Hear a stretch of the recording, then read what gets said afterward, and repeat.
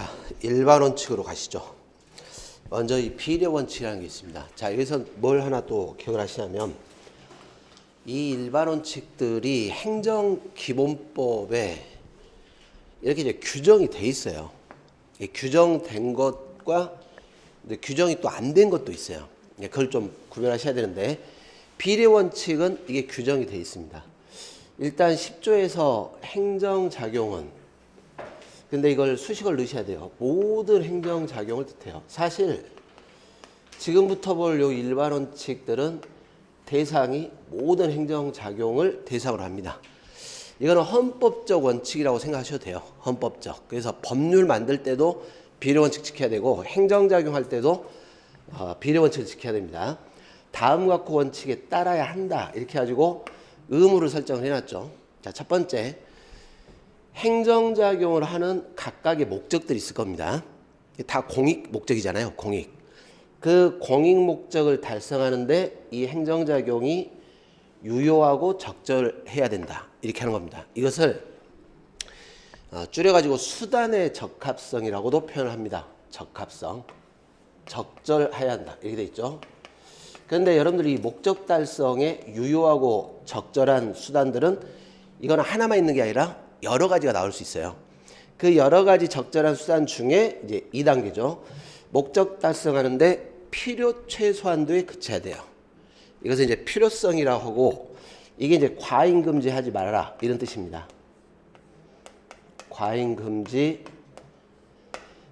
침해 작용을 할 때도 과잉 금지, 수익적 작용을 할 때도 과잉 금지. 필요한 만큼 해야 됩니다. 필요 최소한. 여기서는 뭘 보냐면 예를 들어 이제 침익적 행정 같은 경우에는 국민들한테 덜 침해되는 그러면서 이 덜 침해되는 수단으로 목적 달성이 가능함에도 불구하고 이게 있는데 부득불 과도하게 침해하는 수단을 사용을 했다. 그러면 이 필요성의 원칙을 위반하는 겁니다. 자, 3호에서 자 이게 충족됐어요. 여기까지 유효 적절하고 필요 최소한도를 하더라도 한 번 더 들어갑니다. 이 행정작용으로 인해 필요 최소한도의 행정작용이지만 이로 인한 이게 공익목적이라 했죠. 이 달성하고자 하는 공익과 국민의 이익 두 개를 비교를 해가지고 국민의 이익 침해가 행정작용이 의도하는 공익보다 크지 아니할 것 이렇게 돼 있죠. 이게 이익 형량입니다. 이게 사실은 우리 행정법의 대원칙이에요.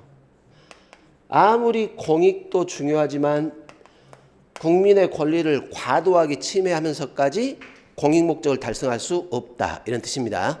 그러니까 이 공익과 침해되는 사이 간에 적절한 이렇게 균형성을 갖춰야 되는 거죠. 균형성. 이걸 균형성이라고도 하고 상당한 정도의 균형성 이렇게 해서 상당성이라고도 표현을 합니다. 자, 이게 비례원칙입니다. 자, 이거는 모든 행정에 적용되니까 이걸 이제 앞으로 응용을 하셔야 돼요. 그래서 여러분들이 뭘 꼭 기억하시냐면 수익적 처분을 했습니다. 국민들한테 이익을 주는 처분을 했어요. 근데 그걸 취소를 해요. 그때마다 항상 뭐가 들어야 돼요? 그 취소로 인해 달성되는 공익과 침해되는 상대방의 불이익 간에 이익 형량상 균형성이 있어야지 과도하게 침해하면 됩니까? 안 됩니까? 안 된다 이렇게 할 거예요. 설령 나머지 요건을 갖췄더라도 침해되는 국민의 이익이 공익보다 커버리면은 그때는 위법이 되는 겁니다. 행정작용. 자, 이게 비례 원칙입니다. 자, 두 번째는 평등의 원칙이라는 게 있습니다. 여기도 우리 행정기본법에 규정이 되어 있습니다. 자, 우리 평등이라는 것은 차별하지 말라 이런 뜻이죠. 차별. 행정청은 합리적 이유 없이 이렇게 해놨습니다. 전제가 하나 깔려있죠. 국민을 차별해서는 아니 된다.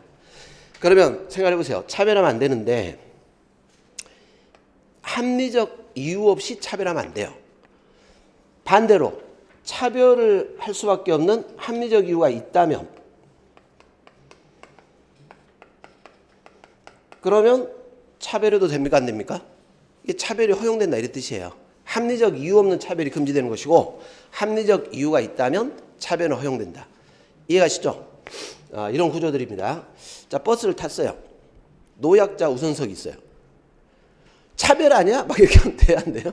이게 안 된다 이런 뜻이에요. 합리적 이유가 있으니까. 자, 아무튼 이제 이런 구조들. 물론 이제 합리적 이유가 있더라도 적당히 차별해야지 비례 원칙에 반하는 차별하면 안 됩니다. 자, 이건 이제 한 번씩 보시는데 자기 구속으로 갑시다. 거기 판례들은 염두에 한번 참조 정도만 하시고 3번이 중요합니다. 23페이지. 여기는 시험에 자주 출제됩니다. 자, 자기 구속 원칙은 이런 것들입니다. 자, 입법자가 법률로 행정을 담당하는 행정청에게 행정에 관한 재량권을 줍니다. 재량권. 주로 이제 어떨 때 많이 사용되냐면은 법률로 일정한 위반 사유가 있을 때 제재 처분을 할 수 있는 권한을 설정을 해주는데 대개 이 제재 처분이 상한만 설정해주고 이 범위 내에서 알아서 제재를 가하시오. 이런 식이에요. 예를 들어 뭘 위반하면 6개월 범위에서 영업정지할 수 있다. 이렇게 하고 끝나버려요. 그러니까 제재 처분에 재량권을 주는데 법률은 상한만 설정됐지 이게 구체적인 기준이 없더라는 겁니다. 그래서 이 행정청이 특별히 뭐 법률이 만들어 한 건 아닌데 스스로 행정부대에서 스스로 재량 처분인 제재 처분의 기준을 만듭니다. 재량 준칙.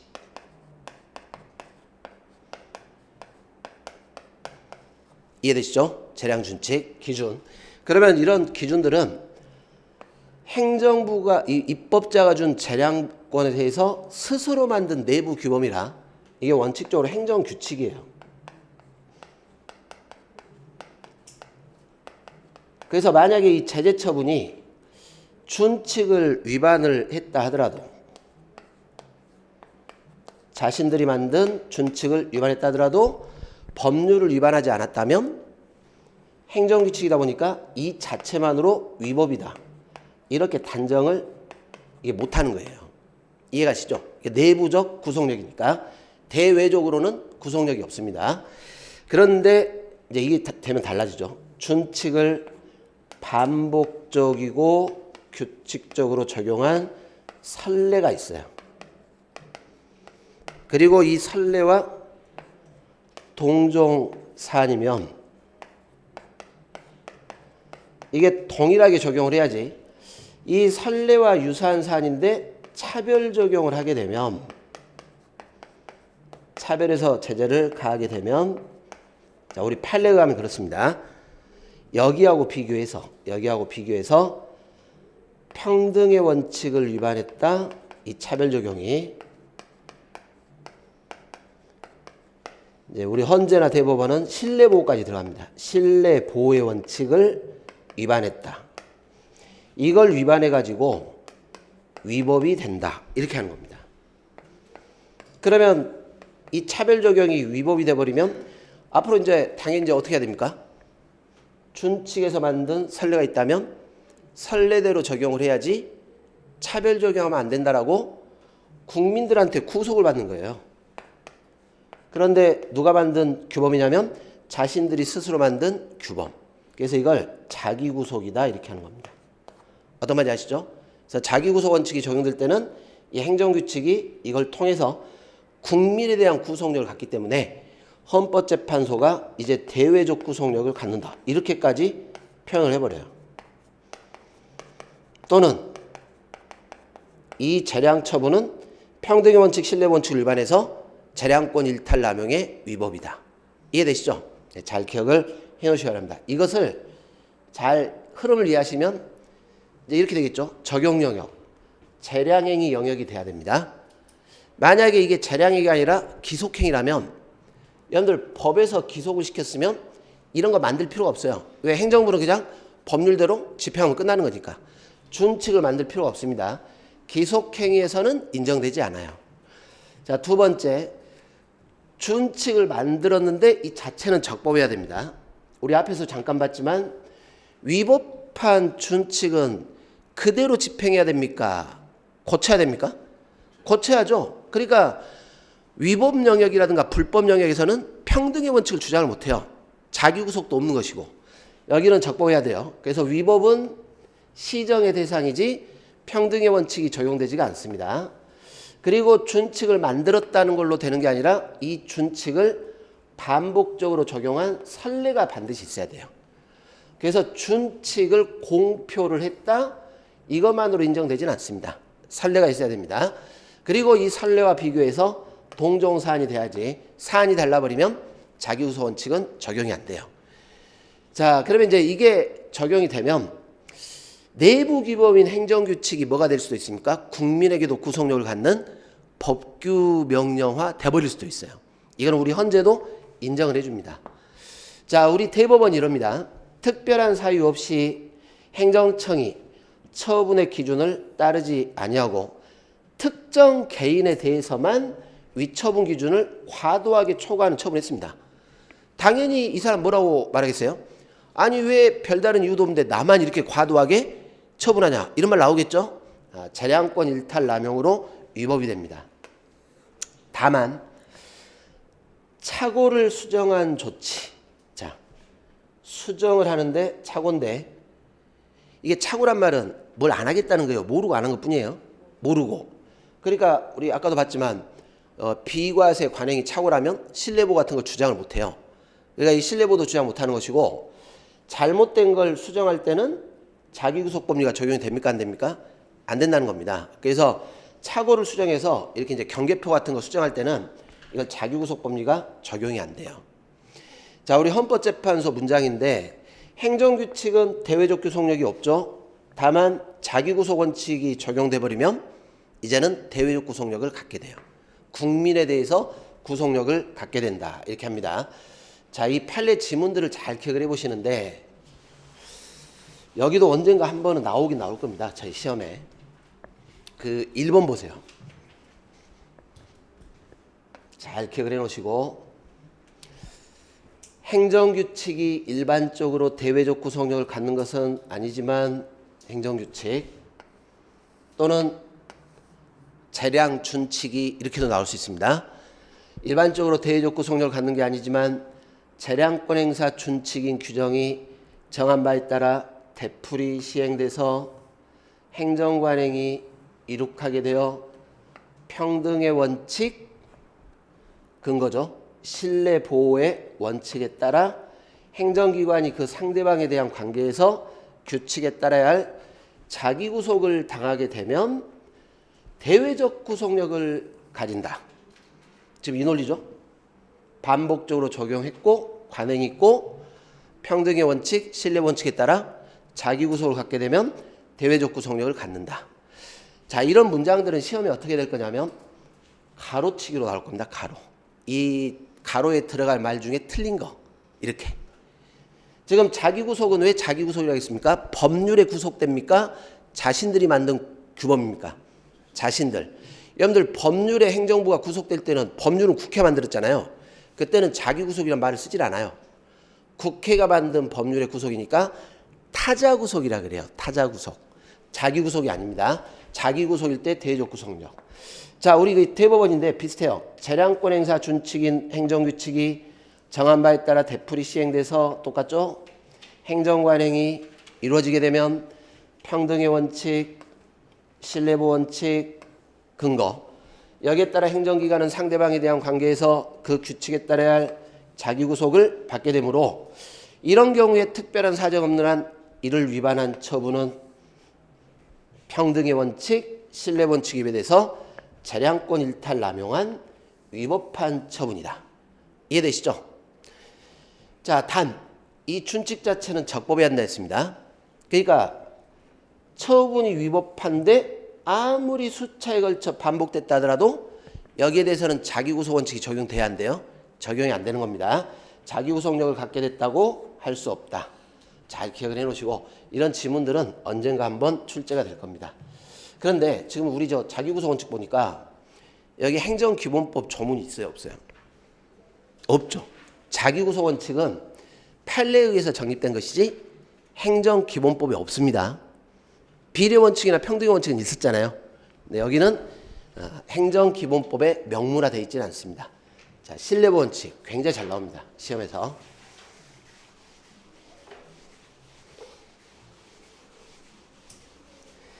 자, 신뢰보 원칙이 적용이 되려면 일단 신뢰의 대상되는 선행하는 어떤 조치가 있어야 됩니다.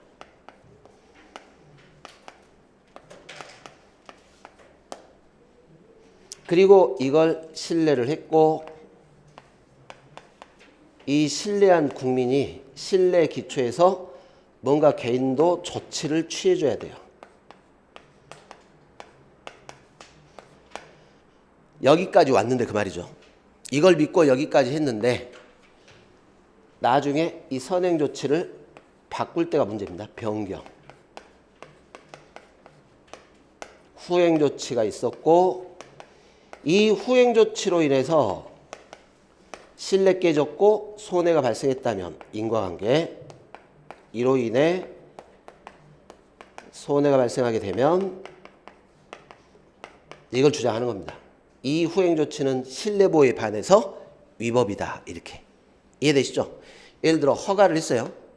믿고 투자해서 영업을 시작했는데 허가를 취소하면 신뢰 깨지겠죠? 신뢰보호에 반하는 허가 취소는 위법이다. 이렇게 주장할 때 신뢰보호 원칙을 주장하는 겁니다. 다만 이 신뢰가 보호가 되려면 말 그대로 보호를 해줘야 되기 때문에 보호할 가치가 있는 신뢰가 돼야 돼요. 보호가치 있는 신뢰. 신뢰 자체가 보호가치가 없다면 처음부터 신뢰보호의 대상 안 되는 겁니다. 근데 여러분들 한 가지 주의하실 게 있어요.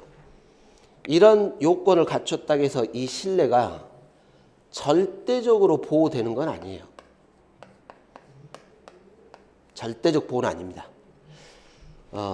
비교를 하는 거죠. 만약에 이 신뢰를 침해하면서까지 달성할 중대한 공익상의 이유가 있다면 이 공익이 더 중요해버리면 신뢰보호 주장을 못하게 돼요. 어떤 말인지 아시겠죠? 그러니까 절대적이 아닙니다.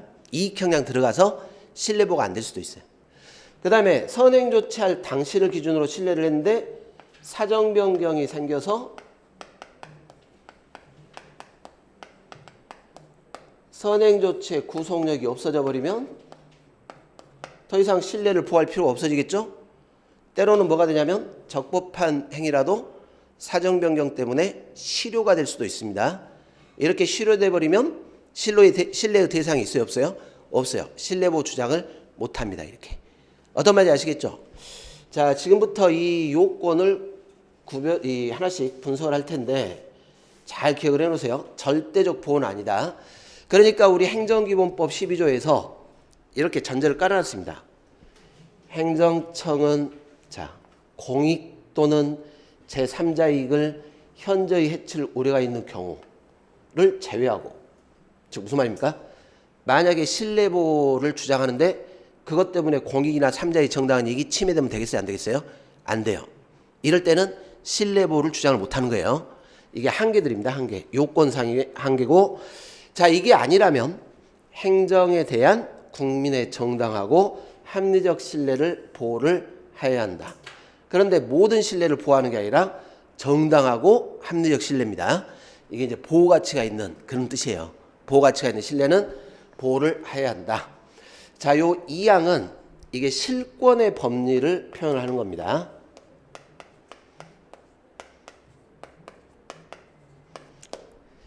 자, 행정청은 권한행사 기회가 있음에도 불구하고, 그러니까 권한행사가 가능했죠. 장기간 권한을 행사를 하지 않습니다. 그러니까 국민들이 이걸 믿어버린 거예요. 앞으로 행사 안 하려고 보다 이렇게. 워낙 장기간으로 행사 안 하니까. 그런데 국민이 지금 믿고 있죠. 그 권한이 행사되지 아니할 것으로 믿을 만한 정당한 사유가 있는 경우에는 그 권한을 행사해서는 안 된다. 왜? 지금 이걸 안 할 거라고 믿고 있는데 행사해버리면 신뢰가 깨질 테니까. 이해되시죠? 이게 실권의 법리. 근데 여기도 무제한 아니죠? 여기도 공익 또는 제3자 이익을 현재 해칠 우려가 있는 경우는 예외로 한다. 이렇게 돼 있잖아요. 이해가세요? 이게 뭐가 됐건 신뢰보호가 됐건 실권의 법리가 됐건 무조건적입니까? 공익이나 3자의 정당한 이익을 침해하면 안 됩니까? 제한이 붙어 있어요. 잘 기억을 해 놓으시기 바랍니다. 절대적 보호는 아닙니다. 근데 우리 이 항에서 장기간 권한을 행사하지 아니했을 때 이렇게만 돼 있지 몇 년간이란 말이 있어요 없어요? 없어요. 근데 이제 우리 판례가 주로 3년을 기준으로 3년 이상 권한 행사를 하지 않았다면 그때는 권한 불행사에 대한 신뢰가 쌓일 것이다. 그런데 3년이 경과하지 않았다면 신뢰는 없다. 이게 3년이 기준이에요. 뒤에 이제 판례 가지고 보겠습니다. 그러면 이제 먼저 이 신뢰보호 원칙인데 먼저는 신뢰의 대상되는 선행 조치가 있어야 됩니다. 그 표를 보시기 바랍니다. 교재 보시면 신뢰보호에 대한 표 다 중요합니다. 다. 선행 조치가 있어야 되는데 이 선행 조치는 일단 신뢰보호에 대상되는 선행 조치는 모든 국가작용이 일단 대상은 될 수 있어요. 법률도 대상이 될 수 있고 행정도 될 수 있고 권력 비권력 따질 필요 없어요. 다 일단 대상은 되는 겁니다. 대신 뒤에 있을 이 후행조치 여기하고 관련해서 신뢰보호죠. 이 선행조치를 할 때 여기하고 관련해서 구체적인 공적견의 표명은 있어야 돼요. 표명. 이와 관련된 표명. 뭐 허가를 해주겠다. 뭐 안 하겠다. 다 들어갑니다. 공적견의 표명이 있어야 됩니다. 그런데 이 공적견의 표명은 이게 있냐 없냐를 판단할 때 여기는 국민의 신뢰를 보호하겠다 이런 말이기 때문에 뭐 당연히 권한 있는 기관이 표명을 해야 되겠지만 이 공적견의 표명을 할 수 있는 권한이 반드시 행정조직상 형식적 권한으로 있냐 없냐를 판단할 것이 아니다. 이게 우리 판례 입장이에요. 그래서 형식적으로는 권한이 없지만 그 기관의 견해 표명을 국민들이 믿을 만한 가능성이 있네? 그러면 신뢰보호 인정해 주겠다. 이런 뜻입니다. 실질에 의해서 판단을 하겠다. 이게 우리 판례 입장입니다. 잘 나와요. 조직법상에 형식적으로 권한이 있다 없다 이걸로 판단할 게 아니라 실질적 국민의 신뢰 가능성으로 가지고 판단하겠다. 자, 두 번째 신뢰의 대상되는 요 공적견의 표명 선행 조치는 적극적 행위 뭐냐면 허가해 줄게 이건 적극적이잖아요. 그렇지 않아요? 자, 소극적 안 하겠다. 안 하겠다고 해놓고 갑자기 하면 됩니까 안 됩니까? 안 되죠. 그러니까 다 들어가요. 이게 부작위를 뜻하는 겁니다. 부작위. 그래서 아까 우리 비과세 기억나시죠? 비과세 하지 않겠다. 그것도 비과세 관행이 될 수 있어요 없어요? 될 수 있어요. 그렇지만 비과세 관행이 되려면 공적견의 표명으로 볼 만한 의사 표명이 있어야 한다. 이렇게. 그죠? 자, 다 됩니다. 적극적 행위, 소극적 행위.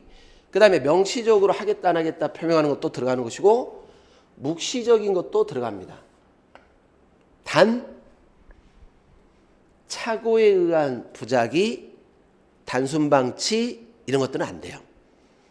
뭘 하겠다 안 하겠다 표시가 돼야 되니까 이게. 자, 그리고 3번에서 많이 틀리는데 이 선행조치 공적견의 표명이 적법해도 당연히 신뢰보호의 대상 되는 것이고 이게 중요합니다. 위법한 행정행위도 신뢰보호의 대상이 될 수도 있어요. 자, 이게 자기구속 원칙과 평등의 원칙과 차이입니다. 위법한 행정행위도 때로는 신뢰보호의 대상이 될 수도 있어요. 자, 예를 들어서 영업 허가를 해줬는데 알고 봤더니 위법입니다. 자, 그런데 문제는 위법한 허가를 받았는데 상대방은 몰랐다는 거죠. 그래서 돈을 투자해서 영업을 시작을 했어요.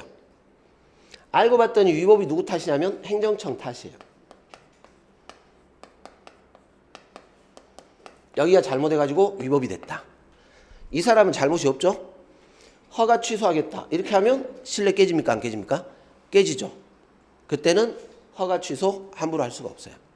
무슨 말인지 아시겠죠? 그래서 때로는 뭐가 돼요? 위법한 행위도 신뢰보호의 대상이 될 수 있습니다. 그러나 이게 무효라면 안 돼요. 여러분들 무효는 처음부터 아무 효력이 없는데 신뢰를 해봐야 의미가 없죠. 처음부터 효력이 없으니까. 무효는 신뢰보호 대상이 되지가 않습니다. 이렇게 취소할 때 신뢰보호의 문제가 되는 것입니다. 자, 그리고 이제 이 공적 견해 표명이 있어야 되는데 요거를 기준을 이렇게 잡아보세요. 이 공적 견해 표명, 신뢰보호의 대상이 되는 공적 견해 표명이 되려면 이렇게 신뢰보호를 주장하는 상대방에게 여기다가 표명을 해야 됩니다. 직접 표명. 이 사람한테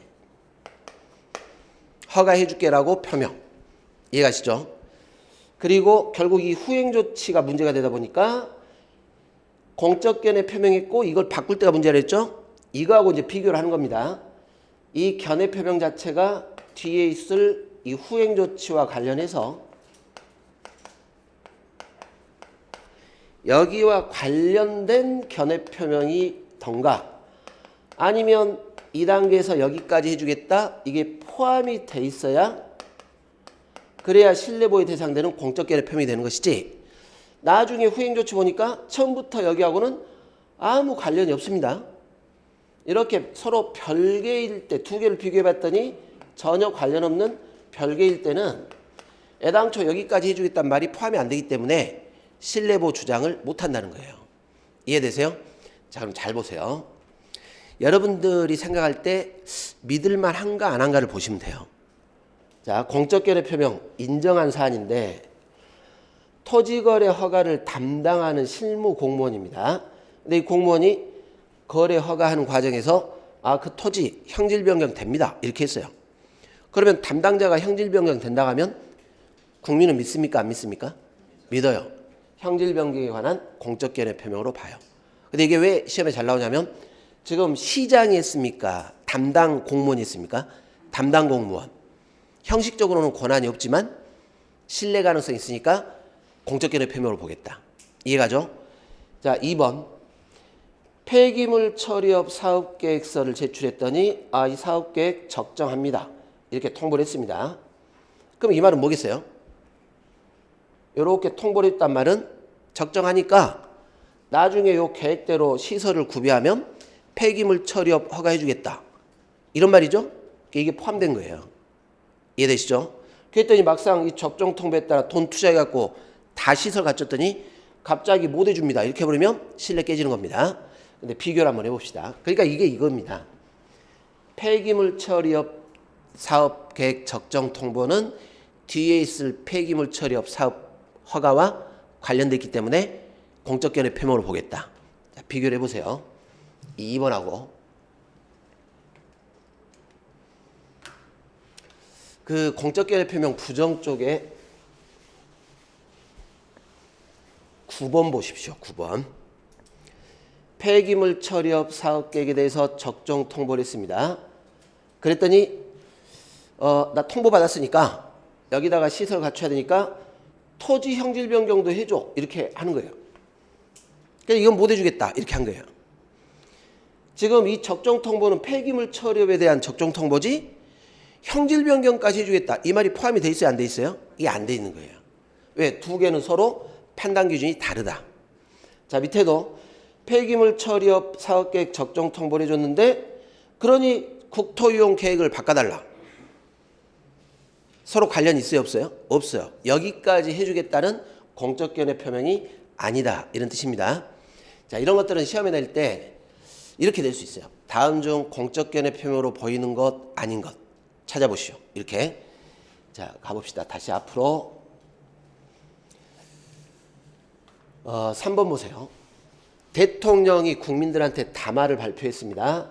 그리고 이에 따라 장관이 삼청교육 관련 피해자에 대해서 보상을 하겠다고 공고했어요. 구체적으로 밝혔습니까? 안 밝혔습니까? 밝혔죠. 그럼 보상해줘야죠. 안 해주면 신뢰보호에 반하게 됩니다.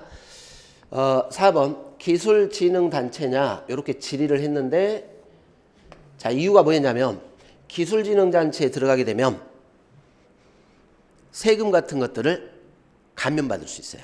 그냥 그 목적으로 질문한 거예요. 내가 기술진흥단체냐. 그때 답변을 어떻게 하냐면 비과세 의견으로 답변을 해줬어요.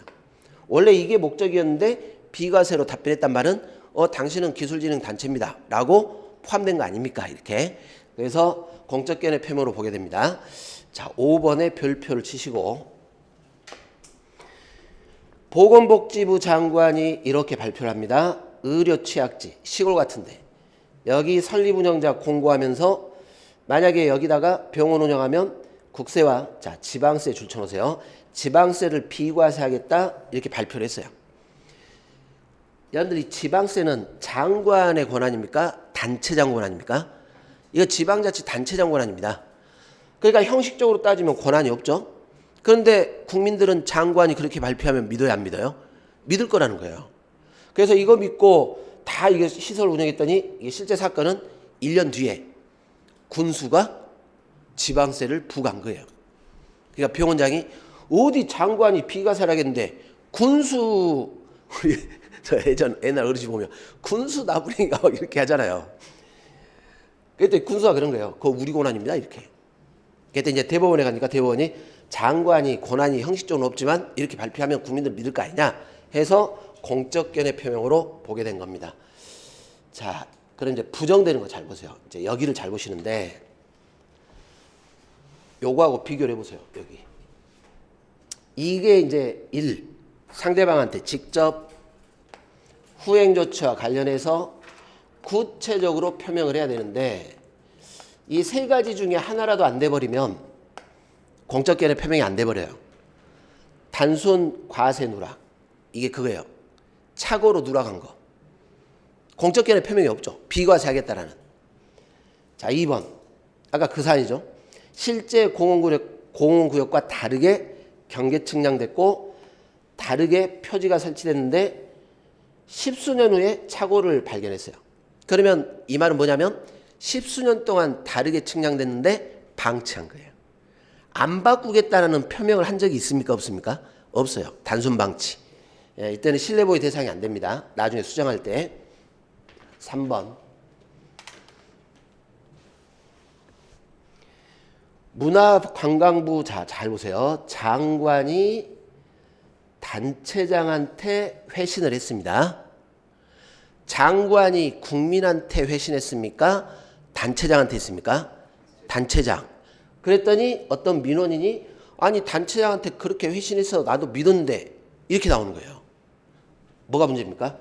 장관이 그러겠죠. 누구세요? 이렇게 하는 거예요. 나는 당신한테 회신한 적이 없는데. 이게 없죠. 이거. 상대방한테 직접 회신한 게 없다. 단체장한테 한 거다. 신뢰보호 대상 안 됩니다. 자, 법원이 직권에 의해서 과태료 재판을 개시합니다. 드디어 여러분들이 피송사건 절차법을 써보게 된 거 아니에요? 신청에 의해서 개시했어요. 직권이에요? 직권. 그럼 직권이란 말은 애당초 신청이 전제로 깔려 있습니까? 안 깔려 있습니까? 없어요. 즉 직권으로 개시했지 그 전에 상대방한테 무슨 표명한 적이 없다는 거예요. 그죠? 예, 이럴 때는 이거 다 이런 겁니다. 상대방한테 직접 표명한 게 없다. 자, 여기서부터 이제 후행 조치인데 총무과 민원팀장에 불과한 이 사람들은 어떤 처분의 권한을 갖고 있는 기관들이 아닙니다. 민원 봉사 차원에서 자, 이거 별표 치시고 5번 여기다 줄쳐놓으세요. 상담에 응해서 안내만 했습니다. 안내. 지금 처분을 하겠다 안 했다가 아니라 그냥 로비에서 안내만 한 거예요. 안내. 이해되세요? 자, 뭐가 없어요? 안내만 했지 뒤에 뭘 어떤 후행 조치를 한다 안 한다 이런 게 들어갈 리가 없어요. 그래서 이런 말 나오면 전부 다 공적 견해 표명 안 됩니다. 추상적 질에 대해서 일반론적 견해 표명했다. 자, 구체성이 없죠. 그러니까 공적 견해 표명이 안 돼 버립니다. 일반론적 견해 표명. 자, 7번도 별표. 면세 사업자 등록증인데 여기다 줄쳐놓으세요. 사업자 등록증 교부. 자, 여러분들이 사업자 등록증 교부는 이겁니다. 내가 사업을 시작을 하니까 이제 뭐 부가가치세라든가 뭐 이런 세금 관련 문제가 있으니까 그 과세관청 세무서에 신고를 해가지고 나 지금부터 사업 시작한다 라고 신고를 했고 과세관청이 알았어 해가지고 교부하는 게 사업자 등록증 교부예요. 그러니까 이 사업자 등록증 교부는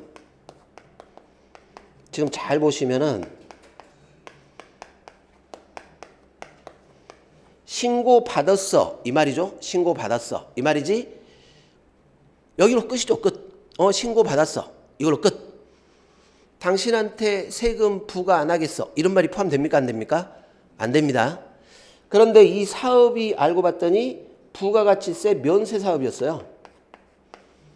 그러니까 이렇게 신고를 했고 면세 사업자 등록증 교부한 거예요. 면세란 말이 중요합니까? 중요하지 않습니까? 중요하지 않습니다. 신고 받았어라는 말이지 비과세 하겠다는 게 아니다 이렇게. 그죠? 자, 그래서 이 사업자 등록증 교부만으로는 비과세 관행에 대한 공적 견해 표명으로 보지 않습니다. 이게 없죠. 후행 조치. 자, 8번.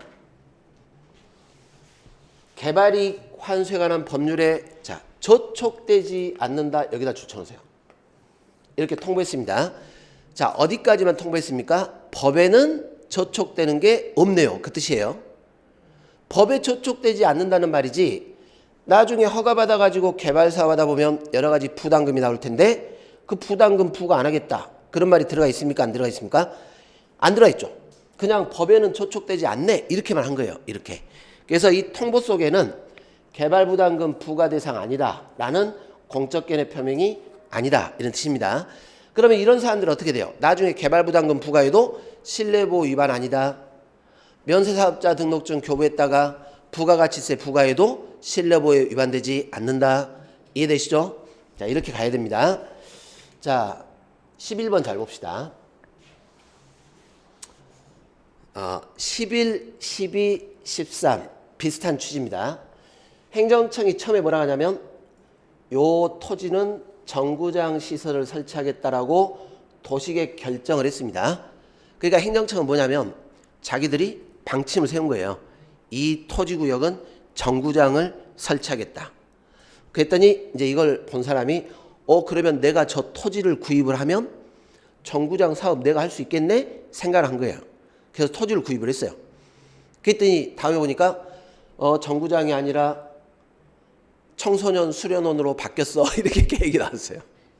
쓰러졌겠죠? 야, 나 이거 하려고 토지 샀는데. 뛰어간 거예요. 행정처한테. 왜 바꿔? 이렇게. 그럼 행정처에 뭐라 그래요? 누구세요? 이렇게 하는 거예요. 아니 언제 토지 사라겠어?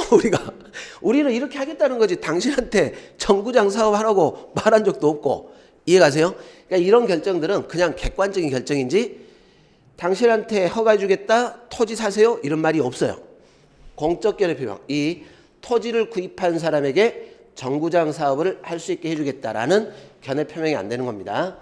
헌법재판소가 위헌 결정을 했습니다. 그럼 아까 일반적으로 기속력 있다 그랬죠? 국가기관은 따라가야 되겠죠? 자, 위헌이다 결정했지? 그러니 우리가 당신한테 뭘 해주겠다 이런 말이 있어요? 없어요? 없어요. 그러니까 이런 판례들이 다 여기하고 관련된 겁니다. 이걸로 끝나는 거지 후행조치 포함 안 돼 있습니다. 이렇게. 자, 13번도 행정청이 용도지역을 자연녹지지역으로 결정. 다 이렇게 객관적인 결정이 들어가 있죠. 자, 이렇게 결정만 했지. 나중에 바꾸지 않겠다.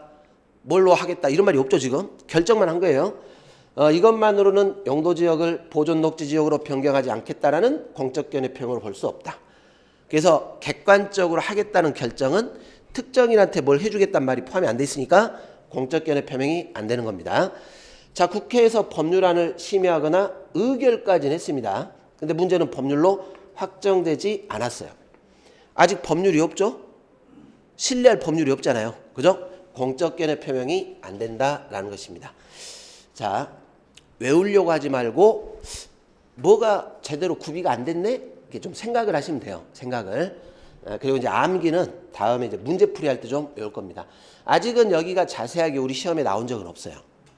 그러나 원래 실내보에서는 이쪽이 단골 시험이에요. 다른 시험에서는. 알아두실 필요가 있습니다. 자, 그리고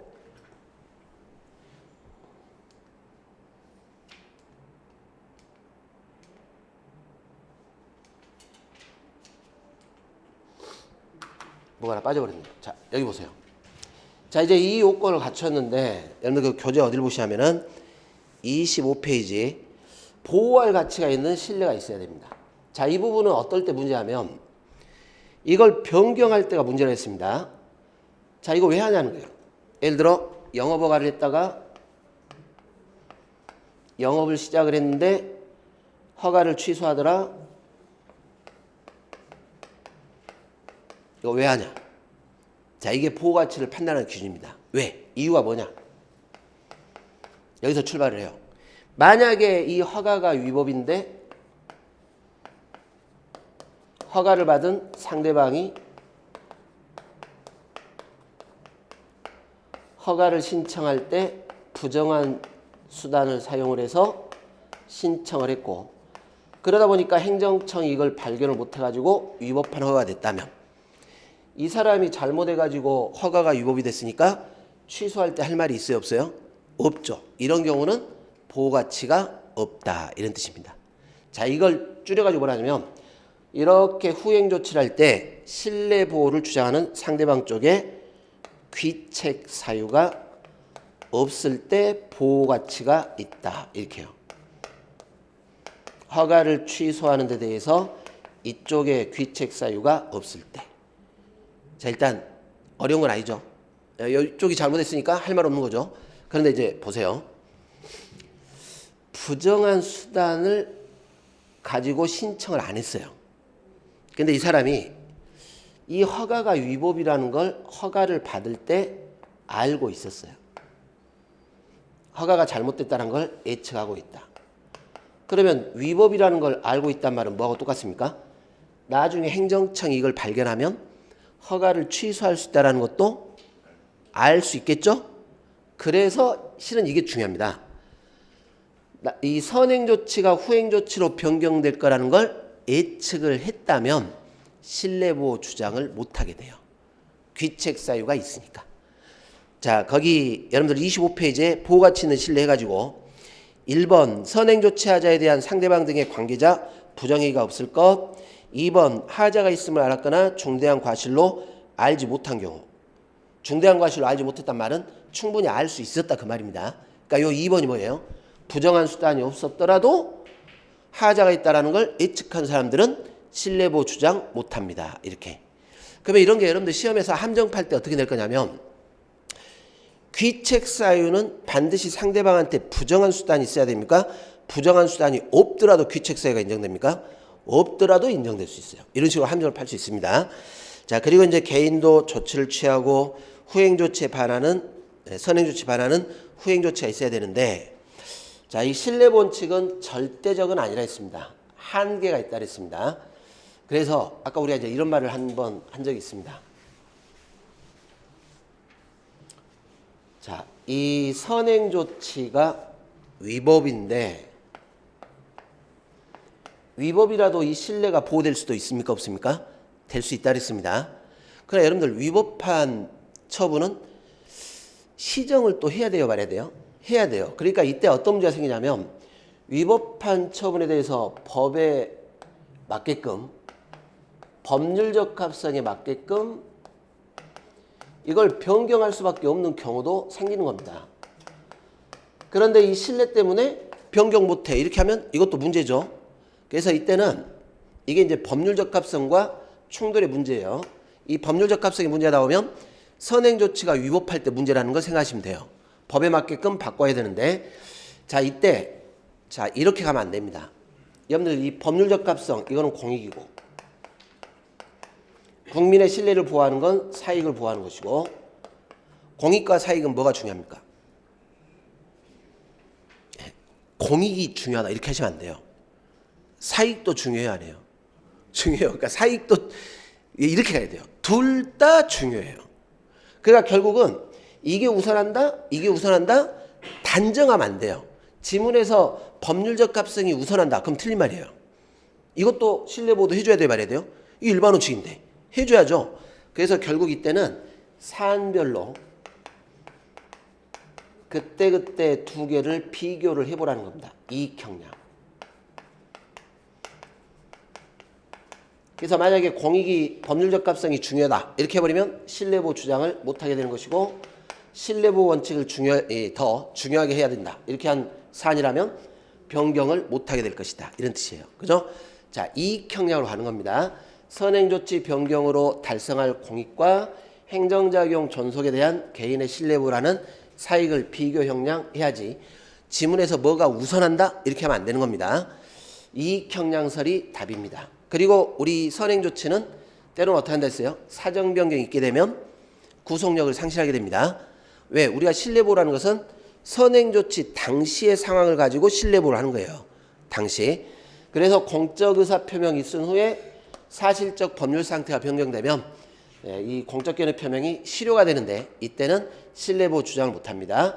3자의 정당한 이익을 보호하기 위해서 신뢰보가 주장이 안 될 수도 있죠. 무효인 처분은 신뢰보의 대상이 안 됩니다.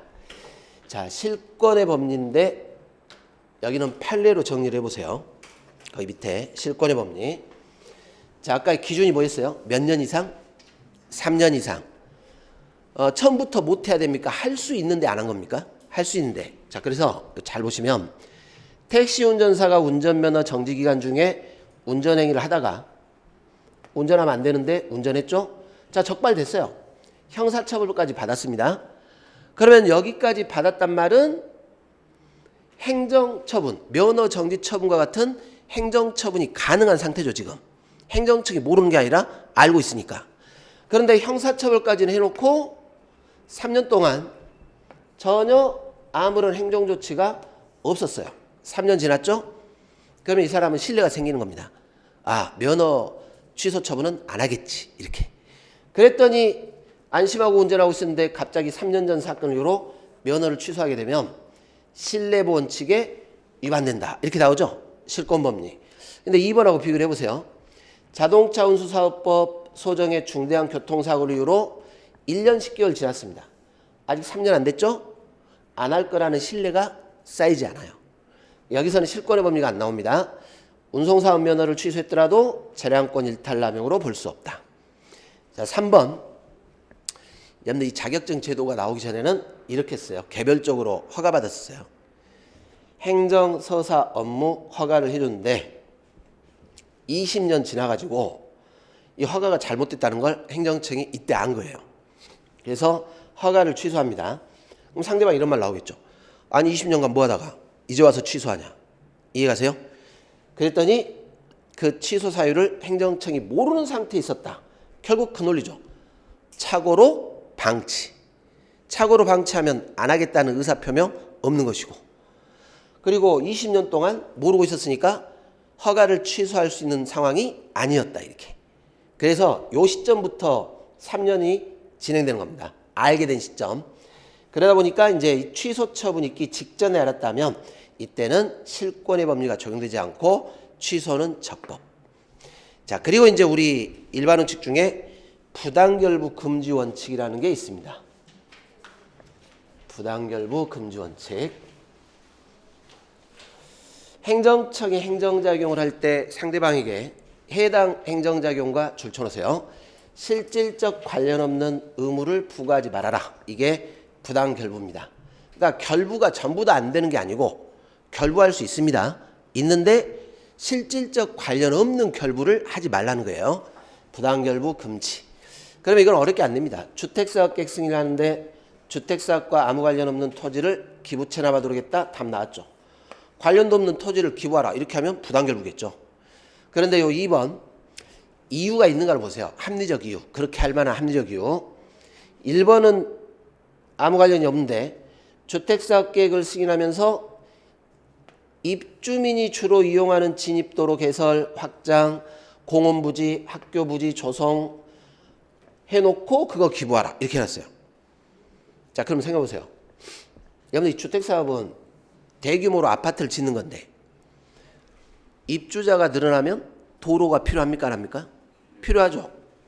입주민이 주로 이용하는 도로를 만들어서 기부하라. 그러면 이런 것들은 주택사업과 관련이 있어요? 없어요? 관련이 있다는 겁니다. 부당결부가 안 된다. 이런 뜻입니다.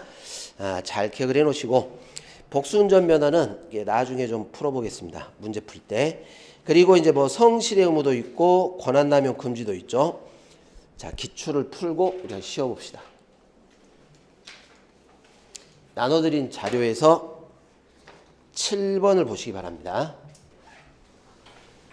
행정법의 법원칙 중 행정기본법의 명문으로 규정하고 있는 게 아닌 겁니다.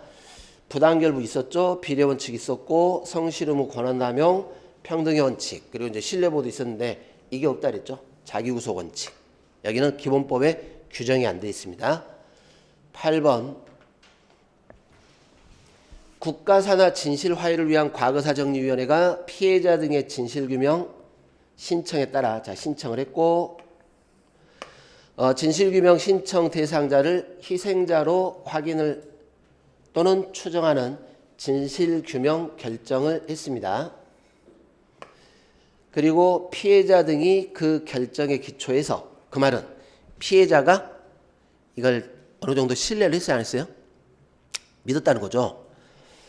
상당 기간 내 권리 행사를 했는데 저 권리 행사를 이제 이거 믿고 들어갔는데 갑자기 국가가 뭐라고 하냐면 소멸시효가 완성됐네요 이러고 있어요. 이게 이거와 똑같아요. 예를 들어 1940 몇 년도입니까? 예, 우리 그 제주도 4.3 사건들 있잖아요. 그 제주도 4.3 누가 잘못한 겁니까? 모르세요? 대법원에서 진실규명 나왔는데요.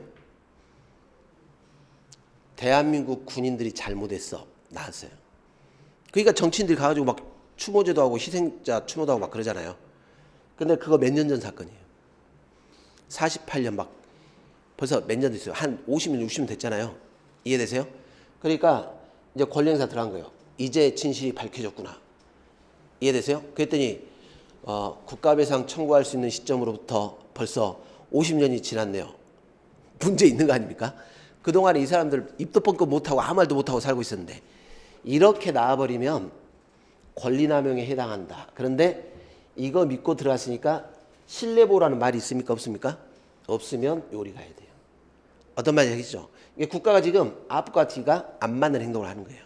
앞에서는 피해자라고 인정해놓고 막상 배상 청구하니까 딴소리하고 있네? 이게 신의성실 원칙에 위반된다. 이렇게 들어가는 겁니다. 자, 9번.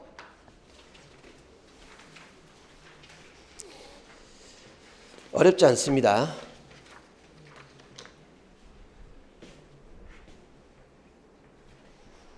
행정의 자기구속 원칙, 인정근거. 자, 판례가 두 가지였습니다. 평등의 원칙, 신뢰보 원칙. 맞죠? 2번 행정관행이 위법합니다. 명문의 규정 없는 한 자기구속을 당하지 않는다. 이제 맞죠? 위법한 준칙은 자기구속의 원칙 적용 안 됩니다. 비례 원칙은 헌법상의 원칙입니다. 일반 원칙은 다 그렇다고 생각하세요. 헌법상 원칙. 신뢰보 원칙에서 법률에 대한 신뢰는 신뢰보에 대상되지 않는다. 고민할 필요가 없어요. 일단 신뢰의 대상은 다 된다 그랬죠. 나머지는 이 요건을 갖춰라 이렇게. 일단 대상은 다 들어갑니다. 자, 신뢰보 원칙에서 특정 개인에 대한 공적 견해 표명이 있어야 하는 거 아니다?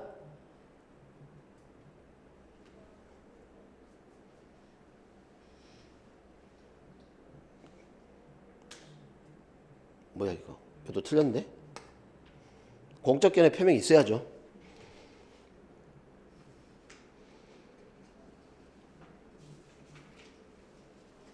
이게 뭡니까? 문제가 좀 제가 옳지 않은 거? 네.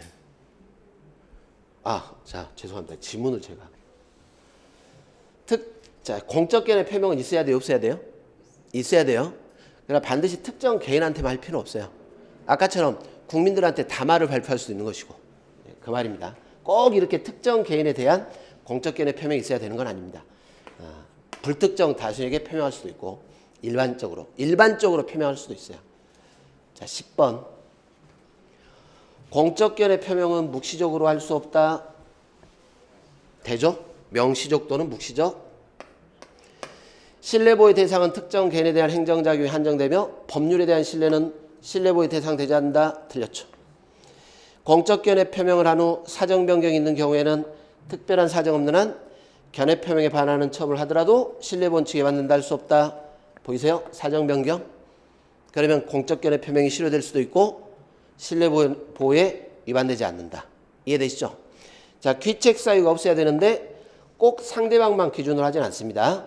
상대방으로부터 신청행위를 위임받았다면 위임받은 수임인이 잘못하면 이건 상대방의 잘못이에요. 그래서 관계자를 고려하지 않는다. 이게 틀린 말입니다. 수임인이라든가 관계자까지 포함해서 상대방으로 봅니다. 단순히 착오로 어떠한 처분을 계속하다가 자 착오 나왔습니다.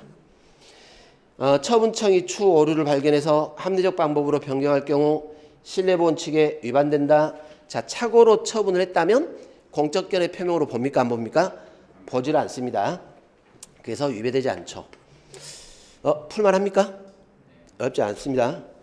어렵게 나오면 아까 우리가 봤던 견해 표명으로 보냐 안 보냐 그런 판례들이 지문으로 나올 거예요. 조금 난이도 있게 되면 11번 주택사업 계획을 승인하면서 그 주택사업과 아무 관련 없는 토지를 기부 체납하도록 부관을 붙였습니다. 답 나왔죠? 부당결부 금지. 어렵지 않습니다. 12번 네 여기까지입니다. 자 조금 쉬었다가 행정법의 효력으로 들어가 보겠습니다.